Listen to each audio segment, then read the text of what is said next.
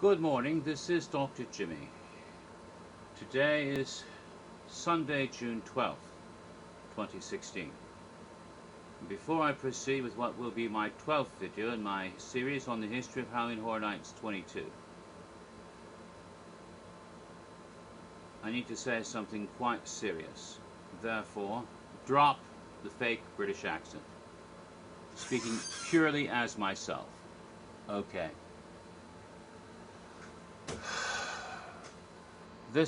Early this morning, as you are probably well aware, there was a horrific tragedy here in the city of Orlando. Some poor misguided soul, his name is Omar Mateen. Is he a radical Muslim associated with ISIS or inspired by them or some other terrorism? We don't know. There's very little information is trickling out slowly, as always happens when these things happen. Was he motivated by some homophobia? Probably. Radical Islam despises and hates gay people and has targeted LGBTQ communities in the past. But as you are probably aware, early in this morning, attacked a popular nightclub in the downtown city of Orlando called Pulse, going in there with guns and apparently explosive devices, taking many people hostage. It is fortunate that there was an armed policeman on duty at the club that night, but unfortunately when he tried to apprehend this person, he himself was killed, I believe, in gunshots and fires. And of course, very quickly the police responded. There was a standoff. Eventually they were able to take this person down. The SWAT team went in. They rescued many people. At least 30 people were rescued. But very sadly, 50 people have died. And many more were wounded. Something like 40-something people wounded. I don't know the exact numbers yet. More information keeps coming in. Very sad, very horrible, very tragic, alarming, terrible, distressing. I want to say that my prayers go out to all of those family, friends of those who were harmed, who were killed or wounded in this terrible, terrible thing. And also, especially, my prayers go to those who are struggling for their lives after having been wounded terribly and are currently being seen to by emergency medical teams trying to save their lives and to heal their wounds. My prayers go to those who are working, that God will bless and guide them to assist and save as many people as possible. As you probably know, I am a gay man, and therefore this strikes very close to home. Targeted my community and my town. It's just a terrible, horrible thing, and it's just a shocking thing. It brings all of this much closer to home than I ever thought it would be. It just goes to show that we're not safe ever in this terrible times that we live in, and we should be vigilant. But at the same time, that does not mean that we should give up our lives in our pursuits. We should not stop going to clubs. We should not stop enjoying our lives. Because when we decide to live in fear and cower and hide, then these type of people have won what they want to do. They want to strike terror into our hearts. I myself love horror entertainment. You know that. I do these videos about Halloween Horror Nights. I like horror movies, I like television programs that are scary, I like amusement attractions. I'm really looking forward to the King Kong attraction, which some people say, oh my God, it's too scary. I posted a rant on my Facebook, which was meant to be sarcastic, but dear God, I did not expect it to be proven so true, so close to home. Real life is far scarier and worse than any imaginary horror. In fact, do not ever think that we shouldn't have horror films because they're somehow going to be influencing people to do bad things. That's bullshit. Indeed, I see when I watch a scary movie, when I go to a horror nights, when I enjoy a horror video game or a horror novel or anything else that's scary, the imaginary horror is entertainment, and it is a bit of a relief, because this is not real, this is fun, and it's a relief in a way to escape from the real true horrors of this world. So in that philosophy, in that thinking, I'm going to continue, in spite of the terrible events that have happened, in spite of all this awfulness, to continue my video and lightheartedly, happily describe the events of Halloween Horror Nights 22. I will not give up. I will not say, oh, I can't do this because it wouldn't be right. It is appropriate. It is appropriate to continue with what you would normally do. Otherwise, the terrorists win. Also, before I finish talking about this, I would like to thank God from my heart that, whether he knew it or not, by targeting this particular nightclub, many people who would be dead now are still alive, because he, for whatever reason, chose a nightclub that was only a couple of blocks away from an emergency room hospital. If he had picked a different club that was miles away from any such facilities, a lot more people would be dead. Thank God that he picked this particular club to do his horror at, because they could get them very quickly, whether it was ambulances or pickup trucks or whatever cars, they could take people right away just down the street to the emergency room. Many more lives, because medical attention came so quickly, have been saved because of that. There'd be a lot more than 50 people dead this morning if he had struck somewhere else. So at least we have that to be grateful to. God works in mysterious ways. So I thank God for that, and I ask his blessings upon all of those who have been touched by this, that he will comfort those who are surviving, and that he will care for the souls of those who have departed. That, amen.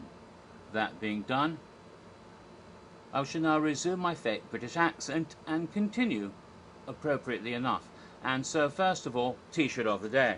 And we have a event t-shirt from Halloween Horror Nights 17, back in 2007, when, of course, Jack the Clown brought Freddy, Jason, and Leatherface to the event. And as we know, all three of them have returned to Horror Nights this year. Well, so maybe I shouldn't have said that. Leatherface, at least in Orlando, and if rumors are true, all three, maybe, at least Freddy and Jason, might be coming back over in Hollywood, and maybe even Leatherface as well. Although those are rumors that have recently been posted, though, on forums in California. We'll see if that turns out to be accurate. A fellow named Galindo, I think his name is Chris Galindo, but he calls himself Galindo over here, over in Hollywood, seems to be someone who finds out what's going on in advance on that side of the country. Although I myself have given up that sort of thing over here. But that's what's been said, so that's it. Alrighty then. So let's continue then. I finished the streets up in the last video, and the Legions of Horror and all that went on in the streets of Halloween Horror Nights 22. Once you're inside, there's no way out, yes. And as I had stated, in addition to house cocktails, I also made cocktails for the Legions that year. All 6 of them, including the zombies. And they were color-coded. Why are they color-coded? Well, I'll get to that when I get to Horror Unearthed. But as a matter of fact, from the very beginning, the scare actors had code words that were associated with certain colors, like lime green, or I think one was, pardon me, one was like, I think one was orange sherbet, and others were flowers, like cornflower blue, for example. And these code words for the Legion scare actors, for the street scare actors, were to mark the Legions by color, strangely enough. And therefore there were colors: the vampires red, the beasts yellow, the traditionals blue, the prisoners orange, obviously they wore orange, the warriors purple, and the zombies green. Therefore I I made sure that each cocktail matched one of those colors. So starting right off, we have here for the morphins, I should say for the traditionals, a blue martini that tastes like candy. Yes, it consisted of vanilla and whipped cream vodkas with blue curacao for the color. And here is the morphin, I should say the traditional martini. I'm using the Horror on Earth name there, morphin, but we'll get to that later when we get to Horror on Earth. Alright, so there it is. That was the cocktail for the traditional Legion. Alright, now the next one was for the Warriors. Purple and Pompous cocktail of gin, curacao and grenadine. So because the red grenadine mixed with the blue curacao to make it a violet color. You see that also was like a martini served straight up, and we see here it was garnished with a twist. In fact, the morphin cocktail was garnished with a little cherry at the bottom. See bright red at the bottom there, yeah. Alright, that's why it was there. Okay, the next one was for the vampires. A saucy, sexy Bloody Maria. Not a Bloody Mary, but a Bloody Maria. Bloody Mary mix, Tabasco, lime, and Patron Silver. So, also served straight up like a martini, rather than on ice. So there it was, and you notice there's a little olive with a sword as a garnish. See, very nice. Okay, for the zombies, a sour apple of a martini, apple and citrus vodka, pucker and Midori. And if you look here, it's also served straight up like a martini, green, but also garnished with several cherries. A very sour apple flavor. Turned out quite good, actually. All of these were very good, actually. Well, this one wasn't as good. This was for the prisoners. A screwed up screwdriver, I called it. Orange juice, orange vodka, and Patron XO Cafe, which is a coffee. Trying to make it more orange than yellow. It still came out more yellowy, but more orange. Actually, this was a good one, now that I think about it. Again, served up straight up like a martini with the garnish of an orange slice, you see. So that was that one. And then for the beasts, that was the one that was less good. But for the beasts, I decided a salty dog has been unleashed and twisted into this salty, you know, like assault, a salty dog. Grapefruit juice, vodka, Tabasco, and Monster Energy drink. So it was a sort of salty dog, but a little bit, and there was salt on the rim, again served straight up in a martini glass. Not bad, but you'd have to sip it a bit, and then the stronger parts would mellow out as you continue. Those were the 6 Legion cocktails that I made last year for the Legions. And I've not ever done that again. I've never done cocktails for streets, I think, ever since then, only for houses. Although last year, Pinocchio from Scream Punk, from Steam, no, what was it? It was Scary Tales Scream Punk, yes. He wanted his own cocktail, or one for his zone, and I suggested wood alcohol and Fernet Branca. Of course, that would be poisonous, and you shouldn't drink that, but I just thought that'd be funny. He knows that, you shouldn't drink that. Because, Pinocchio was quite a delightful scare actor in that zone, making all sorts of bad tree jokes, but we'll get to that when we ever get to Halloween Horror Nights 25, someday, months from now. Hopefully months from now and not years from now. Alrighty then. So, with that done, let's continue with the shows of the event, shall we? And there were 2 shows at Halloween Horror Nights 22, in the Beetlejuice stage, and also at the Fear Factor Auditorium. On the Beetlejuice stage, the show was the 20 Penny Circus, fully exposed. And the 20 Penny Circus is one of those postmodern magician acts. And so it was a magic show, which has often been featured at Horror Nights in Orlando. We've had, from the very beginning in Fright Nights, we had the Pendragons, and other magicians have appeared over the years, and Brian Brushwood and others, for example, more recently. But the most recent magic act to play was the 20 Penny Circus, and they do a sort of almost circus sideshow version of a magic act with lots of mock gore and brutality featured as part of the act. The 2 main magicians being a sort of evil clowns, thus having a sort of, you know, clown carnival-esque motif about them, with the lovely showgirl with, you know, scantily clad as the mistress of ceremonies. And you know it's going to be a kind of bloody magic show. And there's a big guillotine on the stage. It's like Chekhov's gun. You know when you see a guillotine when you walk in that someone's going to get their head lopped off before the thing's over. But they did the sort of, you know, lots of the sort of tricks that are sort of almost like geek tricks, you know, the sort of lying on a bed of nails and having someone walk on you like Brian Brushwood did, that sort of thing, a lot of that sort of stuff, similar to that. But there was one rather novel thing that was quite different and bizarre and amusing and delightful and a bit naughty, and that was a mentalist act, you know, when the guy goes up and he can read your thoughts and know what you're doing, he can see right inside your mind, and he comes out with facts about your, you know, your what's in your wallet or whatever. Very clever done, you know, that sort of thing. It's all done through clever word cues when the assistant goes out and says, I'm holding this thing in my hand, and he knows by the way she worded what it is. It's a watch, oh yes, and what brand and what time, you know, all that kind of stuff. But in this case, he could see into your mind, but you could see into his everything because he was naked. He was the naked mentalist. But not entirely naked. He had a sort of cardboard box where he held about his waist so he couldn't see his naughty bits with Naked Mentalist written on it, like in a marker pen. All rather cheap looking, but nothing else at all. So he had nothing up his sleeve. He had no sleeves, no shirt, anything. Unfortunately, not the best physique. Wasn't, you know, it wasn't like a pin-up model doing that, unfortunately. And he never dropped the box, so you're never really quite certain if he had on shorts under that box or if he was really, you know, totally commando there. I don't know, but you think he was, because, you know, you cover up that part and you think, oh yeah, he's naked. So Naked Mentalist, lots of fun. And let's see. After that, oh, I'm wrong. There were 3 shows. There was another show besides 20 Penny Circus, so I'll get to that before I get to Bill and Ted then. Very good.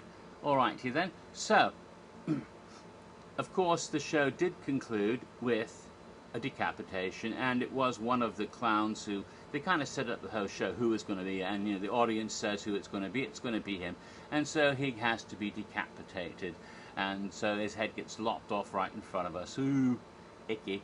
But the quarter that he swallowed or something, they could pick it out from inside, or whatever, dollar bill, whatever it was, something from the audience was inside the head or something like that. I forget exactly how it worked, but all quite nasty, but amusing and funny and gory at the same time. So that was 20 Penny Circus Fully Exposed. And although the show has never come back to Horror Nights, it has been weirdly sort of referenced later years as a kind of running gag, appearing in various haunted houses over the years. Whenever they have a bar or people have been drinking in a haunted house scene, you see little bottles of beer, and very often the bottles are a microbrew 20 penny ale, which is the microbrew that is based on the 20 Penny Circus Act. And this keeps popping up in haunted houses, and most recently American Werewolf in London last year. So that's kind of amusing. It's a bit anachronistic because obviously that ale did not exist in 1981 when they made that movie. So it doesn't fit that, but nevertheless it's been popping up in different scenes in different houses ever since. I think Evil Dead, maybe Cabin in the Woods, a couple other places. Wherever people have been drinking and there's bottles of beer lying about, you see the 20 penny ale. I think it might have even been in Freddy vs. Jason last year. I know it was in American Werewolf, and I think somewhere in 2014 it was used again as well, or at least in 2013 and 2015 they had these little bottles in some of the houses. Sort of a running gag. Alright, well there was indeed 3 shows now that I realize it. The second show, aside from the one in Beetlejuice and aside from the one in the Fear Factory, there was another show in the Lagoon. Silly Jimmy almost forgot about the Lagoon show, that it was a big deal. As you remember, 2012 they had the 100th anniversary of Universal Studios, which was founded by Carl Laemmle in 1912. The following year, 1913, was the first horror film released by Universal, Dr. Jekyll and Mr. Hyde. Therefore, you could say 2013 was actually the 100th anniversary of Universal Horror, but they didn't do anything about that. even though I wanted them to. Oh well. But they did a lagoon show during the day, which featured, you know, scenes from all sorts of Universal films over the century.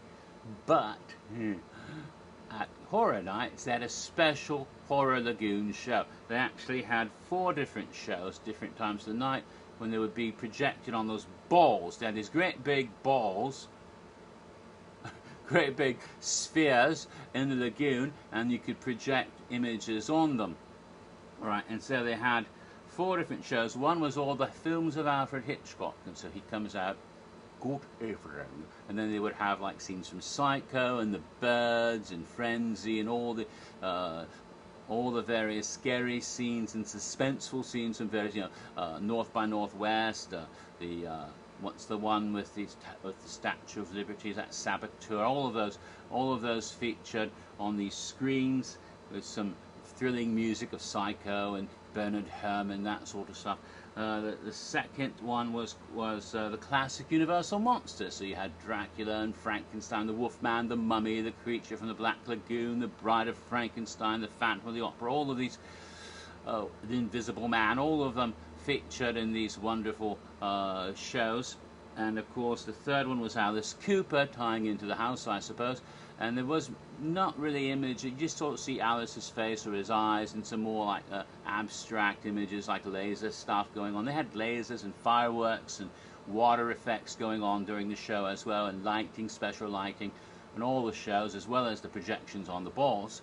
And so the music, of course, was the main deal for the Alice Cooper one. Various tracks from Alice Cooper that, you know, Feed My Frankenstein, you know, Skills Out, you know, Welcome to My Nightmare, all that kind of, you know, songs of Cooper that were appropriate for Horror Nights. And then the last one was Chucky, and it featured scenes from the various Child's Play movies, especially the ones that were Universal, you know, Child's Play 2, Child's Play 3, Bride of Chucky, Seed of Chucky. All of them featured various scenes from Chucky, acting up with, of course, music and sound effects and dialogue bits from the Chucky film franchise. So they had 4 different lagoon shows that were themed up that way.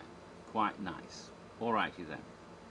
So that was the second show, and we've run out of time. So it'll be part 13 when I get to Bill and Ted.